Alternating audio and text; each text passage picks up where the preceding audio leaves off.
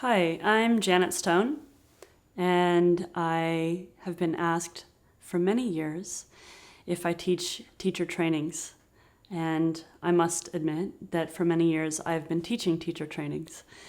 Over probably the last handful of years or so, I've transitioned to call them immersions.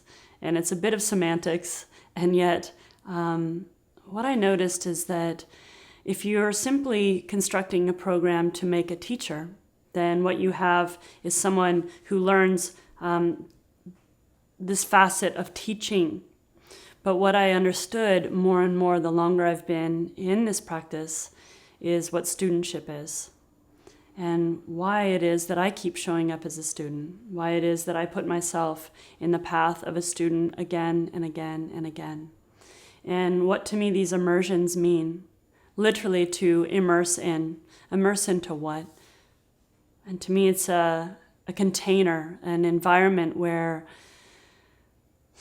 I can exhale, first of all, a lot of my daily spinning, the way that we continually spin. I can immerse into these teachings that have been offered for thousands of years through many different cultures and many different ways of being, and that really consider the full arc of a lifetime. And as we step into these, some of the dynamics in which I get stuck in my day-to-day seem to melt a little bit, what it is to be reminded. So we step in as a community, we remind each other, we remember maybe our deeper nature beyond our momentary drama or whole lifetime drama. And that it's not just the story of the drama that's playing out, but it's this deeper understanding of ourselves and bearing witness to what our life is for, what we're up to on this journey. So what it is to actually gather together, and the staff that I bring in are really, quite honestly, the highest in their field or the top in their field. There are those who have committed themselves also to remain students, committed themselves to show up again and again and keep exploring. So it's an infinite path.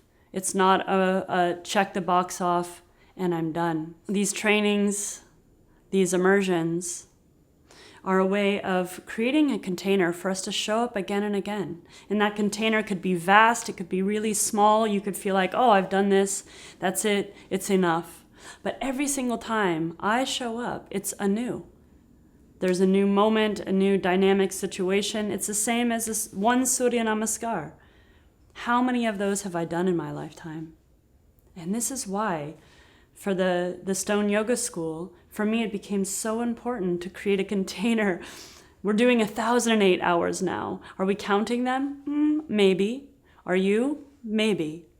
But to me it's this way of holding each other and holding this space for us to explore, for us to be, again, reminded through the teachings, through people, again, top of their field, who can dive in and pull out this little point that has been in there, these embers, but in a sense fanning those flames, right? So that we are illuminated in our choices.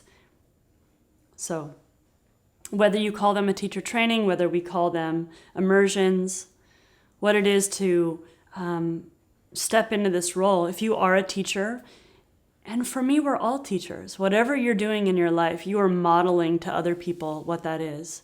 So whether you're a parent, whether you're in a relationship, whether you actually physically stand up in front of people and guide them through something, whether it be yoga or some other activity, that we are modeling in our own behavior, in these practices, what it is to become whole, to align ourselves with our deepest intention, align our actions toward our deepest intentions.